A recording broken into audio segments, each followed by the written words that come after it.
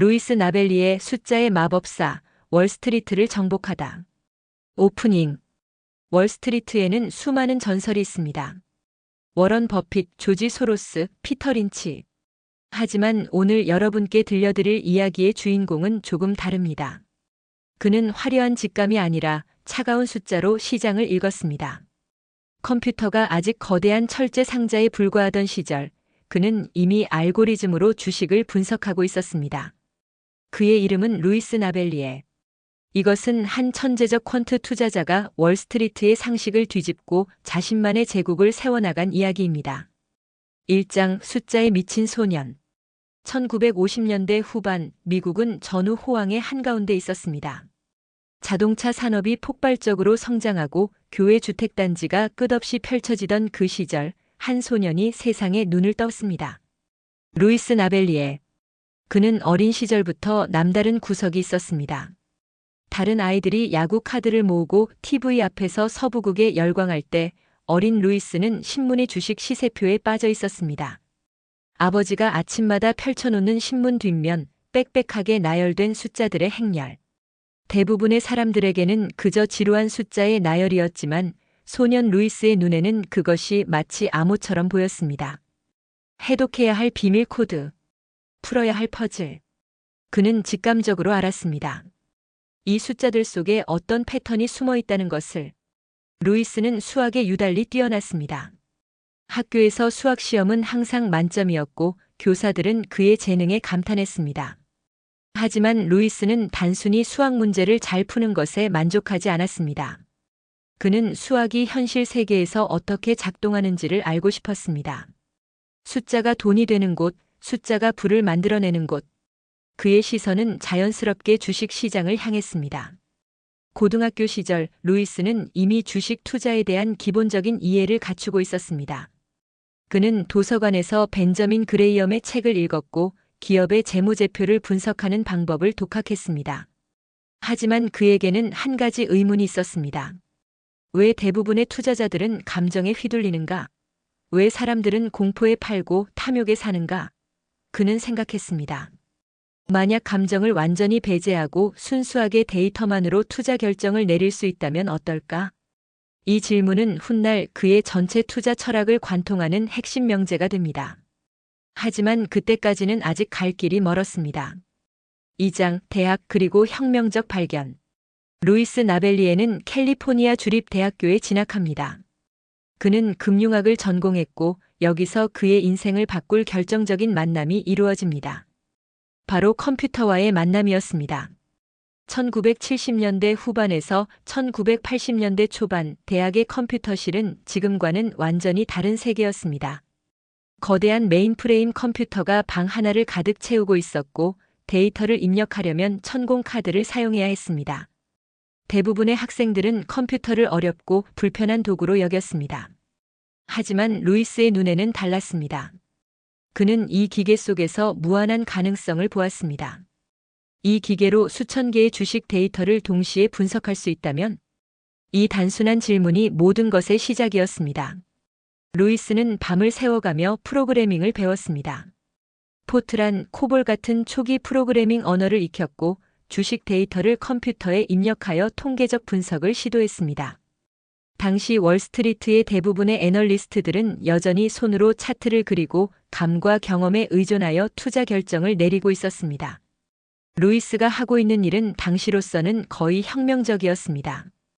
대학원에서 그는 획기적인 연구를 수행합니다. 그는 주식의 과거 수익률, 매출 성장률, 이익 마진, 주가 수익 비율 등 다양한 재무 지표를 컴퓨터로 분석하여 어떤 요소들이 미래의 주가 상승과 가장 높은 상관관계를 가지는지를 밝혀내려 했습니다. 이것은 오늘날 우리가 퀀트 분석이라고 부르는 것의 초기 형태였습니다. 그리고 그는 놀라운 패턴을 발견합니다. 높은 매출 성장률과 가속화되는 이익 성장률을 가진 기업들, 즉 성장의 모멘텀이 강한 기업들의 주가가 시장 평균을 크게 상회하는 수익률을 기록한다는 것이었습니다. 이 발견 자체가 완전히 새로운 것은 아니었을 수 있습니다. 하지만 루이스가 달랐던 점은 이것을 직감이 아닌 데이터로 경험이 아닌 수학적 모델로 증명해냈다는 것이었습니다. 그의 석사 논문은 학계에서 상당한 주목을 받았습니다. 교수들은 이 젊은 학생의 연구에 감탄했고 일부는 그에게 학자의 길을 권했습니다. 하지만 루이스의 마음은 이미 다른 곳을 향하고 있었습니다. 그는 자신의 이론을 실전에서 증명하고 싶었습니다.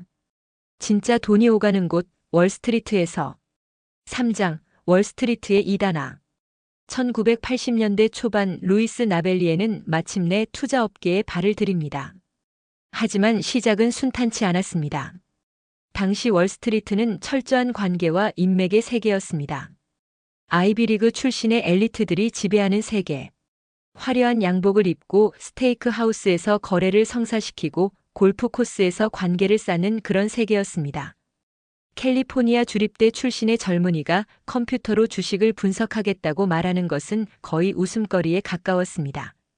컴퓨터가 주식을 고른다고? 농담하나? 주식 투자는 예술이야. 기계가 할 수 있는 일이 아니라고. 이런 조롱과 무시가 끊이지 않았습니다. 하지만 루이스는 흔들리지 않았습니다. 그는 자신의 데이터를 믿었습니다. 숫자는 거짓말을 하지 않는다고 그는 굳게 믿고 있었습니다. 초기에 그는 소규모 자금으로 자신의 모델을 테스트했습니다. 컴퓨터가 선별한 성장주 목록을 만들고 그 목록에 따라 투자했습니다. 결과는 놀라웠습니다. 그의 포트폴리오는 시장 평균을 크게 상회하는 수익률을 기록했습니다. 한 번도 아니고 두 번도 아니고 연속해서. 이것은 우연이 아니었습니다. 시스템이 작동하고 있었던 것입니다. 루이스의 초기 성공은 서서히 입소문을 타기 시작했습니다. 처음에는 소수의 개인 투자자들이 그를 찾아왔고 이후 점점 더 많은 사람들이 그의 투자 방법론에 관심을 보이기 시작했습니다. 하지만 진정한 시험대는 아직 오지 않았습니다. 4장 나벨리에 앤 어소시에이츠의 탄생 1987년 루이스 나벨리에는 마침내 자신의 투자회사 나벨리에 앤 어소시에이츠를 설립합니다. 이것은 그에게 있어 단순한 사업의 시작이 아니었습니다. 그것은 선언이었습니다. 데이터 기반 투자가 감에 의존하는 투자보다 우월하다는 그의 신념을 세상에 증명하겠다는 선언. 그런데 공교롭게도 회사를 설립한 바로 그 해에 역사적인 사건이 터집니다. 1987년 10월 19일 이른바 블랙 먼데이. 다우존스 산업평균지수가 하루 만에 22.6% 폭락한 것입니다. 이것은 역사상 단일 거래일 기준으로 가장 큰 폭의 하락이었습니다. 시장은 공포에 휩싸였습니다. 투자자들은 패닉에 빠져 주식을 투매했고 브로커들의 전화는 불이 났습니다. 수많은 투자 회사들이 문을 닫았고 수많은 개인 투자자들이 전 재산을 잃었습니다. 갓 설립한 투자 회사의 대표로서 이것은 루이스에게 치명적인 타격이 될 수도 있었습니다. 하지만 그는 달랐습니다. 그의 퀀트 모델은 이미 시장의 과열 신호를 포착하고 있었고 블랙 먼데이 이전에 상당 부분의 포지션을 조정해둔 상태였습니다. 물론 완전한 손실 회피는 불가능했지만 그의 포트폴리오는 시장 평균에 비해 훨씬 적은 손실을 기록했습니다. 이 경험은 루이스에게 두 가지 중요한 교훈을 남겼습니다. 첫째, 퀀트 모델이 극단적인 시장 상황에서도 유효하다는 확신. 그의 시스템은 인간의 감정이 지배하는 패닉 상황에서도 냉정하게 작동했습니다. 둘째, 리스크 관리의 중요성. 아무리 좋은 모델이라도 리스크를 관리하지 못하면 한 번의 폭락으로 모든 것을 잃을 수 있다는 것. 이 교훈은 이후 그의 투자 철학에 깊이 각인됩니다. 블랙 먼데이를 상대적으로 무사히 통과한 루이스의 명성은 급격히 높아졌습니다. 컴퓨터로 주식을 고르는 이상한 사람은 이제 블랙 먼데이를 예측한 천재로 불리기 시작했습니다. 물론 루이스 자신은 이런 표현을 경계했습니다. 그는 예측한 것이 아니라 데이터가 말해주는 것을 따랐을 뿐이라고 항상 강조했습니다. 5장 퀀터멘털 새로운 투자 패러다임 1990년대에 접어들면서 루이스 나벨리에의 투자 방법론은 더욱 정교해집니다. 그는 자신의 접근법을 퀀터멘털이라고 명명했습니다. 퀀트와 펀더멘털, 기본적을 결합한 조어였습니다. 이것은 당시로서는 매우 혁신적인 개념이었습니다. 월스트리트에서는 전통적으로 두 가지 분석 방법이 대립하고 있었습니다. 하나는 기업의 재무제표, 경영진의 역량, 산업 전망 등을 분석하는 펀더멘털 분석. 다른 하나는 주가 차트의 패턴, 거래량의 변화 등을 분석하는 기술적 분석. 이 두 진영은 서로를 경멸하다시피 했고 소통은 거의 없었습니다. 루이스는 이 둘을 모두 뛰어넘으려 했습니다. 그의 퀀터멘털 접근법은 이렇게 작동했습니다. 먼저 컴퓨터 알고리즘이 시장의 수천 개 종목을 스크리닝합니다. 매출 성장률, 이익 성장률, 이익 마진, 현금 흐름, 주가 모멘텀 등 수십 가지 지표를 동시에 분석하여 가장 강력한 성장 모멘텀을 보이는 기업들을 선별합니다. 이것이 퀀트 분석 단계입니다. 그 다음 선별된 기업들에 대해 펀더멘털 분석을 수행합니다. 경영진의 역량, 경쟁 우위, 시장 규모, 진입 장벽 등 질적인 요소들을 평가합니다. 아무리 숫자가 좋아도 기업의 질적 기반이 취약하면 투자 대상에서 제외했습니다. 마지막으로 리스크 관리 시스템이 포트폴리오 전체의 위험을 관리합니다. 개별 종목의 비중, 섹터 분산, 변동성 관리 등을 체계적으로 수행합니다. 이 세 단계의 과정을 통해 루이스는 감정을 배제한 순수하게 데이터에 기반한 투자 결정을 내릴 수 있었습니다. 그리고 이 시스템은 놀라운 성과를 기록하기 시작합니다. 1990년대는 미국 주식 시장의 황금기였습니다. 특히 기술주를 중심으로 한 성장주의 시대였죠. 루이스의 모델은 마이크로소프트, 인텔, 시스코 같은 기술 대기업들뿐만 아니라 아직 시장에서 주목받지 못하는 소형 성장주들까지 정확하게 포착해냈습니다. 그의 펀드 수익률은 업계에서 최상위권을 유지했고 금융 매체들은 앞다투어 그를 인터뷰했습니다. 홀버트 파이낸셜 다이제스트는 그의 투자 뉴스레터를 장기 성과 기준으로 최고 등급으로 평가했습니다. 6장 닷컴 버블 시스템의 시험대. 2000년 닷컴 버블이 터집니다. 나스닥 지수는 최고점 대비 78%까지 폭락했고 수많은 인터넷 기업들이 사라졌습니다. 이것은 성장주 투자자에게 있어 최악의 시나리오였습니다. 루이스 나벨리에도 이 폭풍에서 완전히 자유로울 수는 없었습니다. 성장주 중심의 포트폴리오는 필연적으로 타격을 받았습니다. 하지만 여기서 그의 리스크 관리 시스템이 빛을 발합니다.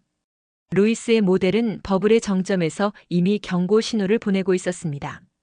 많은 인터넷 기업들이 매출은커녕 비즈니스 모델조차 불분명한 상태에서 천문학적인 시가총액을 기록하고 있었습니다. 그의 퀀터멘털 모델에서 이런 기업들은 실체 없는 성장으로 분류되어 투자 대상에서 자동으로 배제되었습니다. 결과적으로 닷컴 버블 붕괴 시기에 그의 포트폴리오는 시장 평균 대비 현저히 적은 손실을 기록했습니다. 나스닥이 78% 폭락하는 동안 그의 포트폴리오 손실은 이보다 훨씬 제한적이었습니다. 이 경험은 루이스의 퀀터멘털 모델의 핵심 강점을 증명했습니다. 순수한 모멘텀 투자자들은 버블의 열기에 휩쓸려 실체 없는 기업에까지 투자했고 결국 막대한 손실을 입었습니다. 하지만 루이스의 모델은 모멘텀과 펀더멘털을 동시에 요구했기 때문에 기반 없는 과열을 걸러낼 수 있었던 것입니다. 닷컴 버블의 폐허 위에서 루이스는 자신의 철학을 더욱 확고히 합니다. 숫자는 거짓말을 하지 않는다. 하지만 모든 숫자가 진실을 말하는 것도 아니다. 중요한 것은 올바른 숫자를 올바른 방식으로 읽는 것이다. 7장 뉴스레터 제국의 건설. 2000년대에 들어서면서 루이스 나벨리에는 자산 운용뿐만 아니라 투자 교육과 뉴스레터 사업으로 활동 영역을 확장합니다. 이것은 그의 영향력을 폭발적으로 키우는 계기가 됩니다. 그는 여러 종류의 투자 뉴스레터를 발행하기 시작했습니다. 대표적인 것이 그로스 인베스터였습니다. 이 뉴스레터에서 그는 자신의 퀀터멘털 모델이 선별한 유망 성장주를 구독자들에게 추천했습니다. 또한 엑셀러레이티드 프로핏이라는 보다 공격적인 전략의 뉴스레터도 운영했습니다. 이 뉴스레터들의 특징은 명확했습니다. 모호한 시장 전망이나 애매한 조언 대신 구체적인 종목과 구체적인 매수매도 시점을 제시했습니다. 이 종목을 이 가격에 사서 이 가격에 팔아라. 명확하고 실행 가능한 조언. 이것은 수많은 개인 투자자들에게 매력적이었습니다. 뉴스레터의 추천 종목들이 실제로 좋은 성과를 기록하면서 구독자 수는 빠르게 증가했습니다. 최전성기에는 수십만 명의 구독자를 확보했다고 알려져 있습니다. 루이스 나벨리에는 더 이상 월스트리트의 일개 펀드 매니저가 아니었습니다. 그는 수십만 개인 투자자들에게 영향력을 행사하는 투자 구루로 성장한 것입니다. 하지만 이 성공에는 양면이 있었습니다. 뉴스레터 사업이 커지면서 일부에서는 비판의 목소리도 나왔습니다. 뉴스레터의 추천 종목이 항상 좋은 성과를 내는 것은 아니었고 일부 구독자들은 손실을 보기도 했습니다. 또한 뉴스레터의 마케팅이 지나치게 공격적이라는 지적도 있었습니다. 수백 %의 수익을 올릴 수 있다는 식의 광고 문구가 비현실적인 기대를 심어준다는 비판이었습니다. 루이스는 이런 비판에 대해 항상 동일한 입장을 고수했습니다. 나는 투자에 있어 100%의 성공률을 약속한 적이 없다. 내가 약속하는 것은 체계적이고 데이터에 기반한 접근법이다.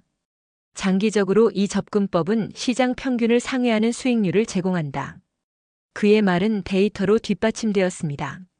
장기 성과 기준으로 그의 뉴스레터 추천 종목들은 실제로 시장 평균을 상회하는 수익률을 기록하고 있었기 때문입니다. 8장 2008년 금융위기 두 번째 불의 세례. 2008년 세계 금융위기가 터집니다. 서브프라임 모기지 사태에서 시작된 위기는 리먼 브라더스의 파산으로 절정에 달했고 글로벌 금융 시스템 전체가 붕괴 직전까지 몰렸습니다. S&P 500 지수는 최고점 대비 57% 폭락했습니다. 이것은 1987년 블랙 먼데이보다 2000년 닷컴 버블 붕괴보다 훨씬 심각한 위기였습니다. 단순한 주식 시장의 조정이 아니라 금융 시스템 자체의 존재 위기였기 때문입니다. 루이스 나벨리에에게 이것은 세 번째 대형 위기였습니다. 그리고 이번에도 그의 퀀터멘털 모델은 중요한 역할을 합니다. 위기가 본격화되기 전 그의 모델은 금융 섹터의 심각한 리스크를 감지하고 있었습니다.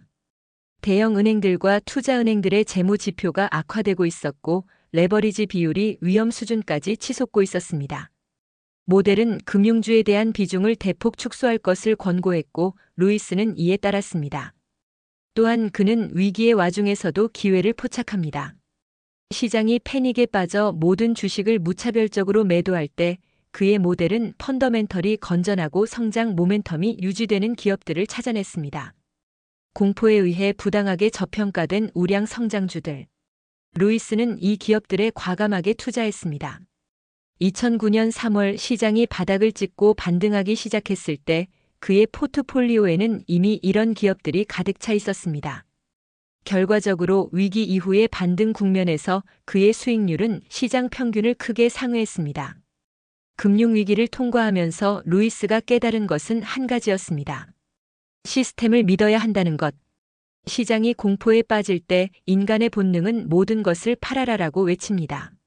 하지만 시스템은 냉정하게 데이터를 분석하고 공포 속에서 기회를 찾아냅니다. 이 차이가 장기적인 성과의 차이를 만드는 것입니다. 9장 투자 철학의 결정체. 수십 년간의 투자 경험과 여러 번의 시장 위기를 거치면서 루이스 나벨리에의 투자 철학은 하나의 완결된 체계로 정리됩니다. 그의 핵심 원칙들을 살펴보겠습니다. 첫 번째 원칙. 성장이 왕이다. 루이스는 본질적으로 성장주 투자자입니다. 그는 매출과 이익이 빠르게 성장하는 기업의 주가가 장기적으로 시장을 이긴다고 확신합니다. 가치주 투자의 아버지인 벤저민 그레이엄이 싸게 사서 비싸게 팔라고 가르쳤다면 루이스의 철학은 빠르게 성장하는 기업을 사서 더 빠르게 성장할 때까지 보유하라는 것입니다. 하지만 여기서 중요한 것은 아무 성장주나가 아니라는 점입니다. 그가 찾는 것은 질적인 성장입니다. 매출이 늘어나는 것만으로는 부족합니다. 이익 마진이 개선되고 있어야 합니다. 이익 성장이 가속화되고 있어야 합니다. 현금 흐름이 건전해야 합니다. 이 모든 조건을 동시에 충족하는 기업만이 그의 투자 대상이 됩니다. 두 번째 원칙. 데이터에 복종하라. 루이스는 투자에 있어 감정의 개입을 철저히 경계합니다. 인간의 뇌는 투자에 있어 가장 큰 적이라고 그는 말합니다. 우리의 뇌는 공포와 탐욕, 확증 편향, 손실 회피 등 수많은 인지적 편향에 취약합니다. 이런 편향을 극복하는 유일한 방법은 데이터에 기반한 체계적 의사결정이라고 그는 주장합니다. 당신의 직감이 무엇을 말하든 데이터가 다른 것을 말한다면 데이터를 따르라. 이것은 그의 투자 철학의 핵심 명제입니다. 세 번째 원칙, 리스크를 관리하라. 아무리 좋은 성장주라도 적절한 리스크 관리 없이는 포트폴리오를 파괴할 수 있습니다. 루이스는 개별 종목의 비중 제한, 섹터 분산, 손절매 규칙 등 체계적인 리스크 관리 시스템을 운영합니다. 그는 큰 손실을 피하는 것이 큰 수익을 올리는 것보다 더 중요하다고 강조합니다. 50%의 손실을 복구하려면 100%의 수익이 필요하기 때문입니다. 네 번째 원칙, 시장의 소음을 무시하라. 매일 쏟아지는 뉴스, 전문가들의 예측, 소셜미디어의 떠들썩한 논쟁. 루이스는 이 모든 것을 소음이라고 부릅니다. 소음은 투자자의 판단을 흐리게 하고 감정적 결정을 유도합니다. 그는 오직 기업의 재무 데이터와 주가의 계량적 분석에만 집중할 것을 권합니다. CNBC를 끄고 스프레드시트를 열어라. 그가 종종 하는 말입니다. 10장 기술혁명의 새로운 파도. 2010년대 시장은 다시 한번 거대한 변혁을 맞이합니다. 스마트폰의 보편화, 클라우드 컴퓨팅의 부상, 인공지능의 발전. 기술혁명의 새로운 파도가 밀려왔고 이와 함께 새로운 성장주들이 등장합니다. 아마존, 구글, 페이스북, 넷플릭스. 이 기업들은 전통적인 비즈니스 모델을 근본적으로 뒤흔들었습니다. 루이스의 퀀터멘털 모델은 이 기업들 중 상당수를 조기에 포착했습니다. 특히 아마존과 같은 기업은 전통적인 가치 투자 관점에서는 만성적인 적자 기업에 불과했지만 루이스의 성장 모멘텀 모델에서는 매출 성장률과 시장 지배력의 가속화가 명확하게 포착되었습니다. 또한 이 시기에 루이스의 투자 방법론 자체도 진화합니다. 1980년대에 메인프레임 컴퓨터로 시작한 그의 퀀트 분석은 이제 최첨단 머신러닝과 빅데이터 분석 기술을 활용하게 됩니다. 처리할 수 있는 데이터의 양은 기하급수적으로 증가했고 분석의 깊이와 정교함도 비교할 수 없이 발전했습니다. 그가 30여 년 전에 홀로 대학 컴퓨터실에서 시작한 퀀트 분석은 이제 월스트리트의 주류가 되었습니다. 수많은 헤지펀드와 자산운용사들이 퀀트 전략을 채택했고 퀀트는 금융업계에서 가장 뜨거운 키워드 중 하나가 되었습니다. 루이스 나벨리에는 이 혁명의 선구자 중 한 명이었습니다. 하지만 루이스는 순수한 퀀트 접근법의 한계도 인식하고 있었습니다. 알고리즘이 아무리 정교해져도 기업의 질적인 측면을 완전히 대체할 수는 없다는 것. 이것이 그가 퀀터멘털이라는 하이브리드 접근법을 고수하는 이유였습니다. 기계의 정밀함과 인간의 통찰력을 결합하는 것. 이것이 그가 추구하는 투자의 이상향이었습니다. 11장 논란과 도전. 모든 성공적인 인물에게는 논란이 따릅니다. 루이스 나벨리에도 예외는 아니었습니다. 가장 큰 논란은 그의 뉴스레터 마케팅과 관련된 것이었습니다. 일부 비평가들은 그의 뉴스레터 광고가 투자의 위험성을 충분히 경고하지 않고 과도한 수익 기대를 조장한다고 비판했습니다. 금융 규제 당국과의 마찰도 없지 않았습니다. 또한 그의 추천 종목 중 일부가 큰 손실을 기록한 사례도 있었습니다. 개별 종목 수준에서 모든 추천이 성공적일 수는 없지만 큰 손실을 본 구독자들의 불만은 적지 않았습니다. 이런 논란에도 불구하고 루이스의 장기 트랙 레코드는 여전히 인상적입니다. 수십 년에 걸친 장기 성과를 보면 그의 전략은 시장 평균을 상회하는 수익률을 기록하고 있습니다. 물론 모든 투자 전략이 그렇듯 성과가 좋은 해와 나쁜 해의 편차가 존재합니다. 하지만 장기적인 추세는 그의 방법론의 유효성을 지지하고 있습니다. 루이스 자신도 이런 논란을 외면하지 않았습니다. 그는 자신의 한계를 인정하는 데 주저하지 않았습니다. 나는 완벽한 투자자가 아닙니다. 완벽한 투자자는 이 세상에 존재하지 않습니다. 내가 할 수 있는 것은 확률을 나의 편으로 만드는 것입니다. 10번의 투자 중 6번에서 7번을 성공시키고 나머지 3번에서 4번의 실패에서는 손실을 제한하는 것. 이것이 장기적으로 부를 축적하는 유일한 방법입니다. 이 솔직한 태도가 오히려 그에 대한 신뢰를 높였다고 할 수 있습니다. 완벽함을 주장하는 투자 구루는 의심을 받지만 한계를 인정하면서도 체계적인 접근법을 유지하는 투자자는 존경을 받기 때문입니다. 12장 유산과 영향력. 오늘날 루이스 나벨리에는 미국 투자업계에서 가장 영향력 있는 인물 중 한 명으로 평가받고 있습니다. 그의 나벨리에 앤 어소시에이츠는 수십억 달러 규모의 자산을 운용하고 있으며 그의 뉴스레터는 여전히 수많은 구독자를 보유하고 있습니다. 하지만 그의 가장 큰 유산은 금전적 성과가 아닙니다. 그것은 투자 방법론의 혁신입니다. 루이스 나벨리에가 1980년대에 시작한 퀀트 기반 성장주 투자 전략은 이제 투자 업계의 표준적인 접근법 중 하나가 되었습니다. 오늘날 수많은 펀드와 ETF가 그와 유사한 퀀터멘털 전략을 채택하고 있습니다. 물론 이것이 전적으로 루이스 한 사람의 공헌이라고 할 수는 없습니다. 하지만 그가 이 분야의 선구자 중 한 명이었다는 것은 부정하기 어렵습니다. 또한 그는 수십만 명의 개인 투자자들에게 체계적인 투자 방법론을 전파했습니다. 감과 소문에 의존하는 대신 데이터와 시스템에 기반하여 투자 결정을 내리는 것의 중요성을 알렸습니다. 이것은 개인 투자자들의 투자 문화를 한 단계 끌어올리는 데 기여했다고 평가할 수 있습니다. 루이스 나벨리의 이야기는 여전히 진행 중입니다. 70대에 접어든 지금도 그는 여전히 활발하게 활동하고 있습니다. 매일 아침 시장이 열리기 전에 데이터를 분석하고 모델을 점검하고 새로운 투자 기회를 탐색합니다. 기술은 변했습니다. 천공 카드는 클라우드 컴퓨팅으로 대체되었고 메인프레임 컴퓨터는 인공지능 알고리즘으로 진화했습니다. 시장도 변했습니다. 글로벌화되었고 더 빠르고 더 복잡해졌습니다. 하지만 루이스의 핵심 철학은 변하지 않았습니다. 숫자를 읽어라. 데이터를 따르라. 감정을 배제하라. 성장을 찾아라. 이 단순하지만 강력한 원칙이 그를 40년 넘게 시장에서 살아남게 했고 번영하게 했습니다. 에필로그.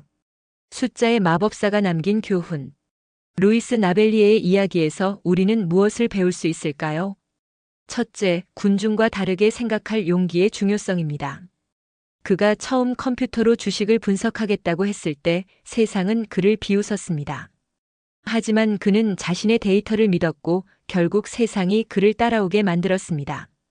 혁신은 항상 소수에서 시작됩니다.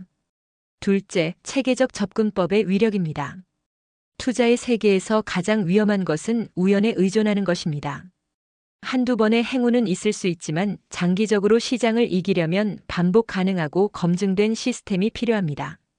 루이스의 퀀터멘털 모델은 이런 시스템의 훌륭한 예시입니다. 셋째, 겸손함의 중요성입니다. 루이스는 자신의 성공에도 불구하고 시장에 대한 겸손함을 잃지 않았습니다. 그는 자신이 틀릴 수 있다는 것을 항상 인정했고, 그래서 리스크 관리를 무엇보다 중시했습니다. 시장은 겸손하지 않은 투자자를 결코 용서하지 않습니다. 넷째, 끊임없는 진화의 필요성입니다.